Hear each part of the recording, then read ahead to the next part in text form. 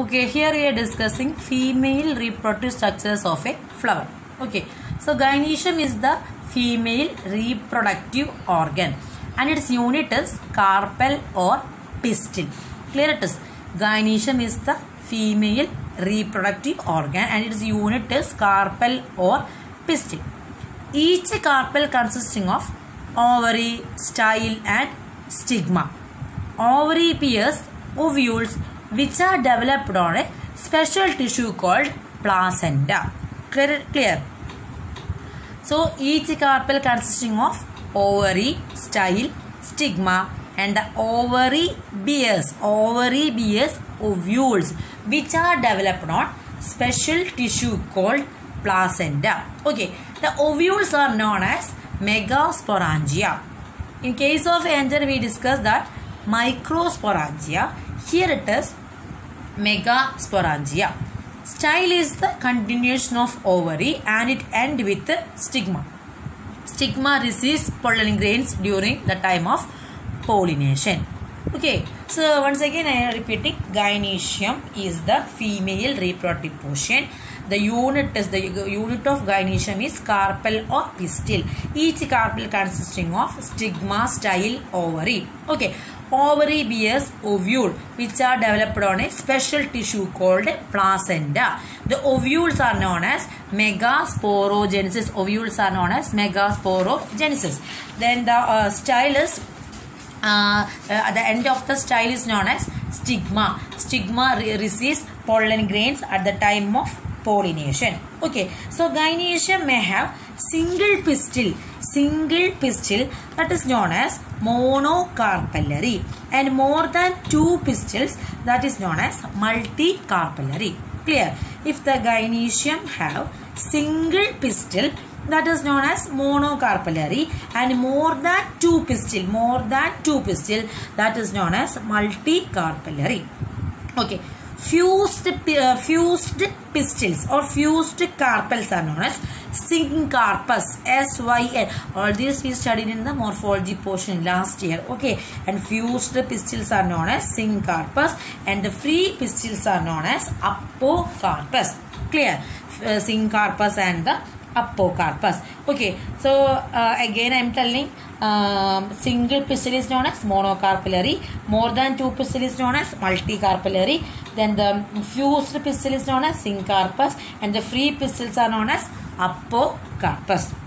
Okay, so ovary is the basal swollen part of the pistil that contains ovules and the eggs. And the style is an elongated, slender part beneath the stigma that connects stigma with the ovary. It holds the stigma to receive the pollen grain. It is through the style that pollen tube grows and reaches to the ovule. Through the style, okay, when a pollen grain reaches from the stigma, it enters into the style. Okay, so pollen grain forms pollen tubes. See, pollen tubes are enter through the style and enter into the and comes in close with the ovary portion. Clear? Stigma, which function of stigma is it receives pollen grains. It has sticky surface and pollen grains are get stuck to it during pollination. Stigma having sticky surface and the pollen grains are stuck on this surface for pollination. Okay, inside the ovary there is a compartment called ovarian cavity or locule. The ovary contain so many locules or cavity. Okay, they are separated by septum. They are separated by septum. Clear it is. Inside the ovary there is a compartment called ovarian follicle or ovarian cavity or locule separated by septum. Placenta is the tissue in the ovarian cavity from where the ovule or megasporangium arises. Okay, so the megasporangium arises from the specialized tissue that is known as placenta. Clear it is. And in this slide contains some extra terms: funicle, hilum, integments, micropyle, chalaza, nucellus. All this we are discussing in the next slide. Okay, what are the terms? Funicle, hilum, integments, micropyle, chalaza and nucellus. All these parts are important for the formation of megasporangium or ovule. Clear it is. Okay, so listen here. An ovule or a megasporangium develops from the base or inner surface of the ovary. That you know. Okay. The ovule is developed. Ovule or megasporangium that develops from the base or the inner surface of the ovary. The number of ovules in an ovary may be 1 in as in mango. Okay. Mango, wheat, paddy that contain only 1 ovary. But in case of tomato, lemon, China rose, watermelon, orchids, and that we see so many ovules. Okay, so a matured ovule or megasporangium has a stalk. Okay, so this is a structure of the a matured ovule or megasporangium. Megasporangium. Okay. A matured ovule or megasporangium has a stalk that is known as funicle. So this portion is the funicle. Okay. So this stalk like this portion that is known as funicle. Clear it is. The body of the ovule fuses with the funicles and the region. Okay. So where the ovule fuses with the funicle that is known as hilum. Clear, this portion is hilum. Okay, again I am telling you what is funicle. Funicle is the stalk like portion. Okay, the ovule is stalked and is attached to the placenta by a stalk known as funicle. Where the funicle and the ovule meet, that area is known as hilum.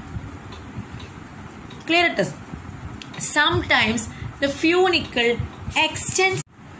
Sometimes the funicle extends beyond the hilum to form a single ridge. Okay, that is known as raphe. R-A-P-H-A-E. Clear. Sometimes the funicle extends beyond the hilum to form a ridge that is known as raphe. Clear. The next is integments. Next portion is integments. Each ovule has 1 or 2 protective envelope that is known as integments. Each ovule having 1 or 2 layers of protective multicellular integments. Okay, so function is clear. The integument function is protection. Then the next is micropyle. So these are the integument portion, outer integument and inner integument. Okay, you can see the integument covering is not seen in one portion. Okay, the integument, outer integument and inner integument portions are not seen in one area. That area is known as micropyle. So integument leaves an opening at the apex of the ovule. Integments leaves an opening at the apex of the ovule that is known as micropyle. Okay, the basal part of the ovule, the opposite of the micropyle, that is known as chalaza or chalasal pole. Okay, so the portion or pole where micropyle is seen, that is known as micropylar pole. And here is the chalaza pole. Chalaza pole means the portion chalaza is seen in this area. Just opposite of the micropyle, chalaza is situating. Clear it is. So integument enriches the ovule entirely except the tip, resulting in a small opening that is known as micropyle. The basal part of an ovule to the micropyle is called chalaza. Okay. So the cells with high or abundant reserve food material enclosed within integument is known as nucellus. So what is nucellus? So this is the nucellus. This is the nucellus portion. Nucellus portion. So what is this nucellus portion?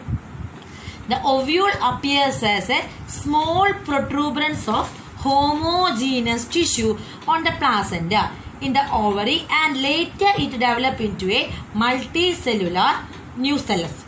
Integuments arise as a rim-like outgrowth from the base of the nucellus, and it wholly covered by leaving the micropyle at the tip.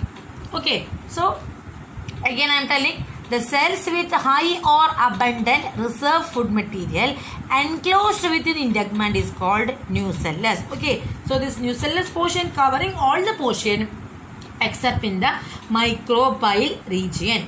The female gametophyte or the embryo sac develops inside this nucellus. Look, this is the nucellus portion. Okay, this is the female embryo sac. Okay, so this female embryo sac developed in this nucellus portion. A single embryo sac develops from a megaspore in the each ovule. Okay, so from each ovule a single megaspore is a single embryo sac is developing. Clear it is. Again I am telling you, here we are discussing the structure of an ovule. So here the ovule is stalked, the ovule is connected, attached to the placenta by means of a stalk that is known as funicle. Funicle makes attachment with the ovule by the help of hilum. Okay, in sometimes the funicle extends beyond the hilum. That portion is known as raphe. The ovule is covered by two-layered integument, the outer layer and the inner layer. In some portion, the integument is not covered properly. That area is known as micropyle, and that portion is known as micropylar pole. Just opposite of this micropyle, the region is known as chalaza, and the pole is known as chalasal pole. Okay, then the basal part of the ovule, opposite to the micropyle, that is known as chalaza. The cells with high or abundant reserve food material enclosed within the integument, that is known as